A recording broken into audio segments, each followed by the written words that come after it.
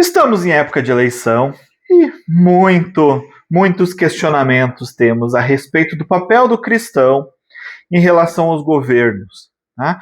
E antes de mais nada, a minha oração, uma das minhas orações estratégicas há muitos anos é que existam governantes segundo o coração de Deus. Mas a gente precisa entender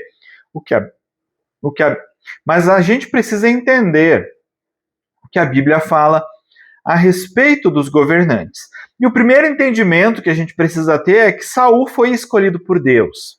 Davi foi escolhido por Deus e não houve diferença na escolha. O chamado de Saul, ele foi real, ele tinha a possibilidade de ter uma descendência duradoura em Israel. Tá? A gente vai ver lá Samuel falando. Porém, Samuel disse: será que o Senhor tem mais prazer em holocaustos e sacrifícios do que no obedecer a sua palavra? Eis que o obedecer é melhor do que o sacrificar, e o ouvir é o melhor do que a gordura de carneiros. Porque a rebelião é como o pecado da feitiçaria, e a obstinação como a idolatria e o culto aos ídolos do lar. Por você ter rejeitado a palavra do Senhor, também ele o rejeitou como rei. Então Saul disse a Samuel: pequei, pois transgredi o mandamento do Senhor e as palavras que você falou. Porém temi o povo e dei ouvido à voz deles. Mas agora peço que você perdoe o meu pecado e volte comigo para que eu adore o Senhor. Porém Samuel disse a Saul: não voltarei com você. Por você ter rejeitado a palavra do Senhor, ele também o rejeitou como rei sobre Israel. Quando Samuel se virou para ir embora, Saul segurou pela borda do manto e este se rasgou. Então Samuel lhe disse: hoje o Senhor rasgou das suas mãos o reino de Israel e deu a alguém que é melhor do que você. Também a glória de Israel não mente nem muda de ideia, porque não é homem para que mude de ideia. Está lá em 1 Samuel 15, 22 a 29. E logo num versículo na sequência, no capítulo 16, no versículo 1, a gente tem: o Senhor disse a Samuel: até quando você terá pena de Saul? Se eu rejeitei como rei de Israel, enche um chifre de azeite, ponha-se a caminho. Vou enviar você a Jessé, o belemita, porque escolhi um dos filhos dele para ser rei. A rejeição de Saul, ela é posterior à desobediência, que não deixa nesse caso de ser uma falta de fé. Saul não acreditou que seria melhor seguir o plano de Deus e preferiu seguir o seu próprio plano. Após a rejeição de Saul, Samuel estava ainda pesaroso pela rejeição de Saul. Samuel também tinha medo de Saul como governante. Mas Deus, ao rejeitar Saul, já sabia quem colocar no lugar. Samuel não sabia e o povo não sabia. Tá? Nessas eleições, o meu sentimento é que o Senhor vai trazer Davis. Não sabemos quem eles são.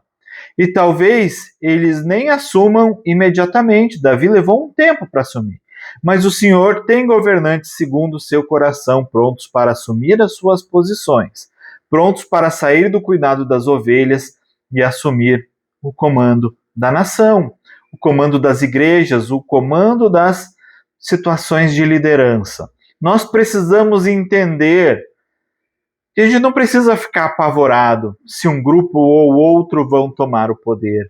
Nós precisamos orar para que governantes, segundo o coração de Deus, eles sejam eleitos, para que governantes, segundo o coração de Deus, assumam postos de posição, postos de autoridade. Muitas pessoas, elas se perguntam, e esse é um assunto que eu vou tratar mais claramente em outro vídeo. Se a igreja está crescendo, por que a nação não muda? Por que nós temos fome? Por que nós temos pobreza? Por que a gente tem uma série de coisas ruins? E o primeiro ponto é entender que, por mais que a igreja realmente esteja crescendo, isso seja uma bênção, o evangelho está expandindo e a gente pode estar realmente vendo um avivamento no Brasil, a quantidade dos fiéis ainda é pequena em relação a toda a população. Pense na sua igreja, quantos são os fiéis verdadeiramente da sua igreja? 10%? 5%? Tá? Igrejas maiores e igrejas menores podem ter porcentagens diferentes, mas quantos são aqueles que realmente estão fazendo a obra do Senhor? Basicamente, o que a gente precisa entender é que a quantidade ainda é menor em relação aos ímpios. Mas outro ponto que a gente precisa entender é, olha a televisão dos anos 80, dos anos 90, o Brasil está realmente melhorando. Veja as posições das pessoas, vejam a situação evangélica, tem feito diferença e vai fazer ainda mais. Mas nós precisamos andar de acordo com os preceitos do Senhor.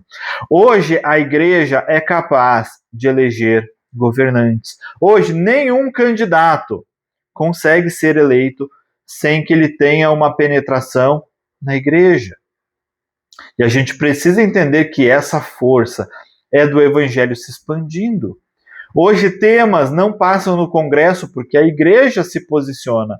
Então nós precisamos entender que a nossa posição precisa ser firme.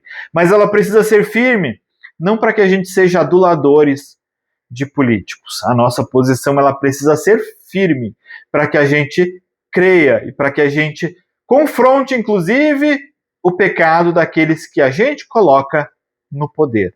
Para que a gente contemple uma nação transformada, não por homens, mas pelo Evangelho de Deus. A Bíblia fala, não por força, nem por violência, mas pelo meu Espírito, assim diz o Senhor. Eu vejo governantes segundo o coração de Deus, eu vejo a igreja expandindo, eu vejo presidentes de igreja que hoje estão completamente afastados do Evangelho, sendo transformados. Eu vejo alguns que ainda não assumiram seu posto sendo exaltados.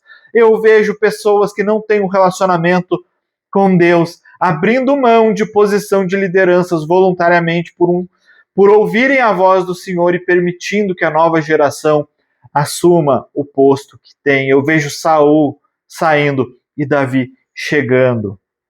Davi já está por aí. Davi já está guerreando. Talvez ele esteja na Filistia.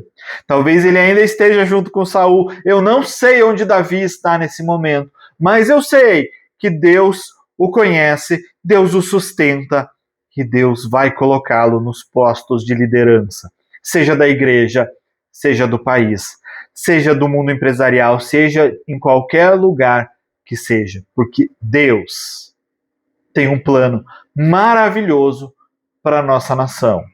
Talvez não seja para a nossa geração, talvez seja para a próxima geração, mas nós fielmente vamos continuar orando até que venha a vontade do Senhor sobre a terra, que seja feita a vontade do Senhor, aqui na terra, assim como é lá no céu. Tá bom? Você que gosta dos meus vídeos, curta, compartilha, eu te agradeço. Tá bom? Seja muito abençoado em nome de Jesus.